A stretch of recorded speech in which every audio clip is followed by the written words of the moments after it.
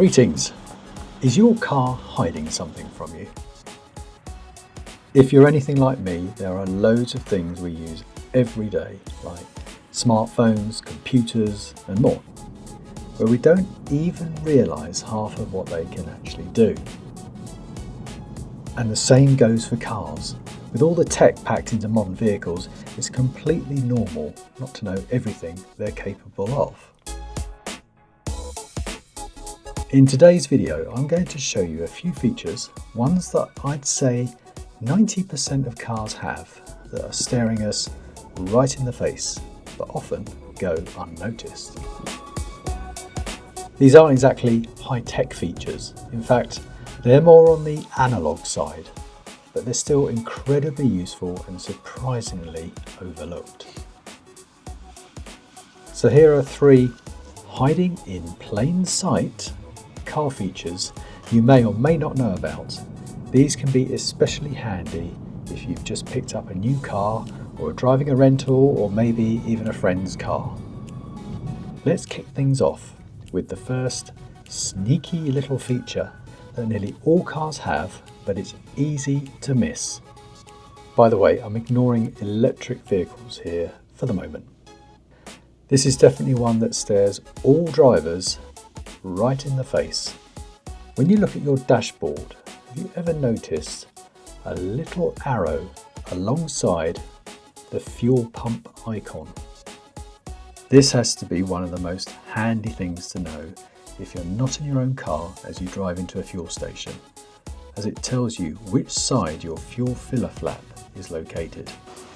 I've not been in many cars that do not have a little arrow like this, but if you're in a car without one, then the alternative is the manufacturer will most likely have located the fuel pump icon to the left or right of the fuel gauge as an indicator, or show the fuel nozzle on the left or right of the pump icon. So it might be worth taking a look at your dashboard if you've never noticed this before and see what you've got. Here's the dashboard of another car, and as you can see, it has the little arrow also. Let me know in the comments, was this breaking news for you? Do you know of any other sneaky car features we should know about? The second hidden gem is really useful when you need to check or top up your tyre pressure. I actually need to check mine, so let me walk you through the process. Have you ever pulled up to an air pump and suddenly thought, wait, how much air do I actually need to put in these tyres? Here's a simple trick. Open your driver's door and look for a sticker, often on the inside of the door frame. On my Golf, it's easy to spot here, but it can vary depending on the car. On this car, it's in a slightly different position and easily missed. This sticker gives you the recommended tyre pressures based on load. For example, 2 people versus fully loaded. For me, I usually go for the 2-person setup option, which recommends 36 psi. Now, for me personally, I usually go for 34 psi, just a touch lower, because my Golf can ride a bit harsh on certain roads, and at 34 psi, it makes things a little more comfortable and smoother, which I prefer. What do you think? Stick with 36 psi, or is 34 psi a nice middle ground? You never know how long these pumps will give you air for. So I first whiz around the car, taking all the dust caps off first before I start. Who else does this? Then I dial in the PSI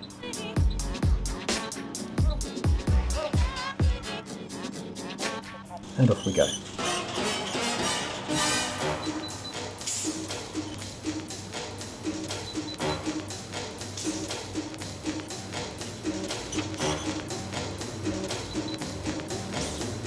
Looks like I only needed a couple of extra PSI, which is good.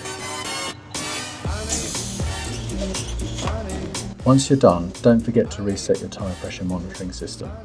In my car, I just go to Car, Setup,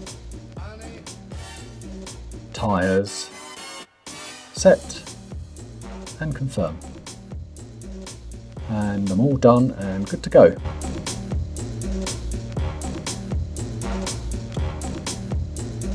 If you've watched my other videos, you might have already seen this next one, but it's such a good tip, I had to include it again. I'll show you how it works on my car, and it will be very similar on other makes, but in some cases it is not so obvious, so you might need to do some research.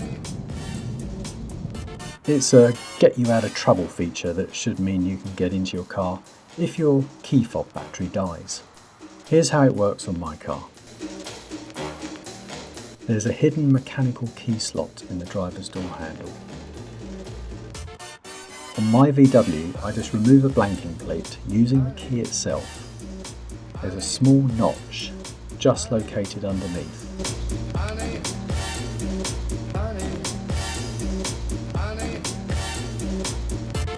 Once that's off, I can insert the key and unlock the door manually. Then, there's 2 contact points on VWs where you would then hold the key to start your car.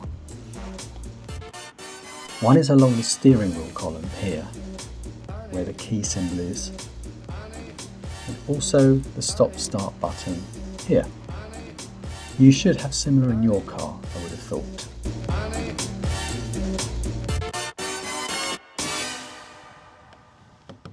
On other cars, to get in, there may be a small key blade within your car key fob that fits into a slot under the door handle as you pull it away from the body of the car, with no blanking piece to remove.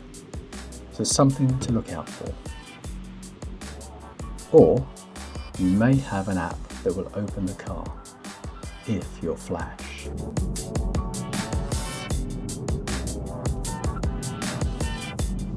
If you're a car enthusiast, maybe none of this is new to you. But if not, I hope you've picked up something useful today. And like I said earlier, if you've got any other hidden in plain sight car tips, drop them in the comments.